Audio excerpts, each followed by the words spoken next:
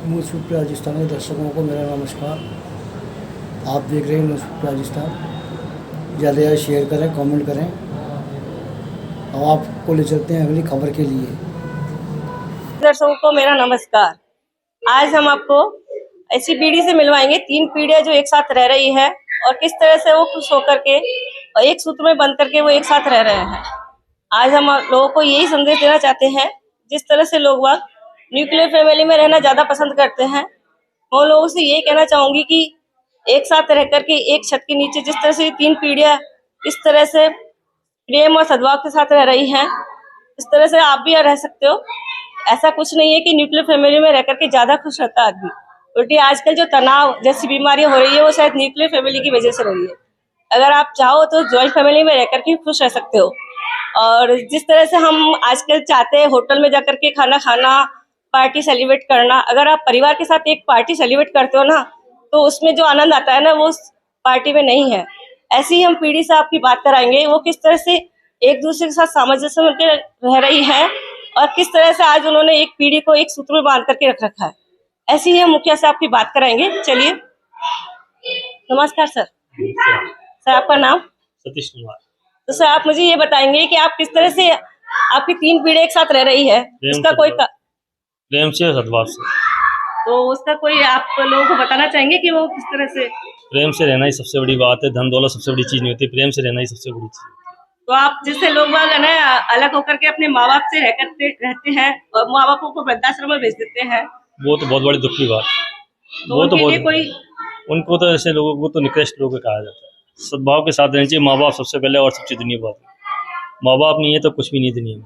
तो आप ऐसा कोई आपके पास ऐसा कोई वो है जिसकी वजह से आपने अपनी पीढ़ियों को एक साथ बांध रखा है? तो ऐसा कोई वही पूर्वजों के सब साथ तो साथ होनी चाहिए। जो पूर्वजों के साथ है वैसा ही घर का माहौल रहना चाहिए।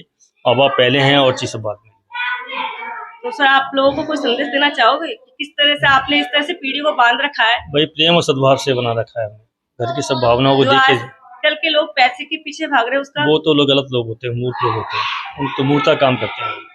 और वृद्धाश्रम में जिस तरह से लोगों को भेजा जा रहा है वो बहुत ही गलत है। निकृष्ट लोग होते हैं वो लोग जो अपने माँ बाप को वृद्धाश्रम रहते हैं। आज वो बूढ़े हुए हैं तो कल आप भी बूढ़े होंगे, तो आपको प्रॉब्लम का विषय आएगा। वही इसलिए नहीं करना चाहिए आपको। आप जो बोल रहे हैं वही काटना पड़ेगा। खेत है ये तो आपका। आप बड़ों को बूढ़ों को भेज देंगे तो आप बूढ़े होंगे तो आगे बच्चे को आपको भेज देंगे। इसलिए ऐसा नहीं सोचना चाहिए। घर में मिलजुल के रहना चाहिए। प्रेम और सद्भाव के साथ रहना चाहिए। इससे घर से घर। आपके कितने बच्चे? मेरे 4 बच्चे हैं। वो आपके साथ रहते हैं? मेरे साथ ही रहते हैं। और आपके माँ बाप? मेरे माँ बाप मेरे साथ रहते हैं। धन्यवाद। चलिए आज आपको मिलाते हैं इसी मुखिया की महिला से। आपका नाम? मेरा नाम अनीता गर्ग है। मैं आपसे पूछना चाहती हूँ कि आपने अपने सासुओं को अपने साथ रख रखा है ना? आपके साथ आपकी 4 बेटे और 2 बहुएं रहती है। क्या ऐसा मैं कारण जान सकती हूँ कि आप किस तरह से इनको मैनेज करती हैं? मैं इनको इस तरह से मैनेज करती हूँ कि किसी के साथ कुछ भेदभाव नहीं करती हूँ। सबसे प्रेम और प्यार से रखती हूँ। यही मैं कहना चाहती हूँ बस। आजकल के जो समाज में जिस तरह से बेटा शादी करके आता है तो वो अपने सास जैसे कि अपने माँ बाप के साथ रहना पसंद नहीं करता है, और जैसे बहुएं आती है तो वो सास के साथ बनाकर नहीं रखती है, उनको घर से बाहर निकाल देती है। कुछ ऐसे बहुत सारे कारण होते हैं जिनकी वजह से वो उनके साथ रहना भी पसंद नहीं करती है। नहीं तो ऐसा मेरे घर में कुछ ऐसा कोई प्रकल्प नहीं है। मैं मेरी बहू को बेटी की समान ही रखती हूँ। मेरी सास को भी मेरी माँ के समान प्यार देती हूँ। आप रोइए मत, इमोशनल मत होइए। आप लोगों को बताइए कि वो लोग भी आपकी तरह उनके साथ भी है ना, ऐसा ना हो कि वो अपने सास ससुर के साथ रहे, वृद्धाश्रम में ना भेजे उनको। आप लोगों को क्या संदेश देना चाहती हैं? मैं ये संदेश देना चाहती हूँ, सभी अपनी सासुओं को अपने पास रखे और सबको अच्छी तरह रखे, सबको एक समान देखे, किसी से भेदभाव नहीं करे और अच्छे से अपने घर में रहे, किसी से कुछ नहीं कहे। जैसे आजकल कहा जाता है ना कि जैसे कि बेटा बहू आती है तो ना बहू तो दूसरी और बेटा तीसरा हो जाता है। नहीं, मेरी बहू दोनों आई हैं, ऐसी कोई भी नहीं है। वो मेरे को भी माँ की तरह रखती है, मैं भी उनकी बेटियों की तरह रखती हूँ। तो आप ये कहना चाहती है कि अगर हम जैसे अपनी जो बहू है उनको बेटी की तरह से रखे और उनको माँ की तरह प्यार दे तो शायद हमारा ये वृद्धाश्रम वाला सिस्टम खत्म हो जाएगा। वो तो है ही है। ये तो अगर बेटी मतलब किसी की बेटी आई है उनको भी अपन किसी के अपन की उस पर लाए हैं, किस तरह पे लाए हैं कि भाई अपन उनको बेटी अपनी बेटी समझे।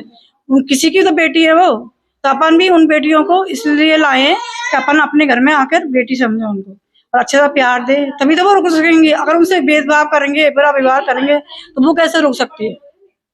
यही मैं कहना चाहती हूँ।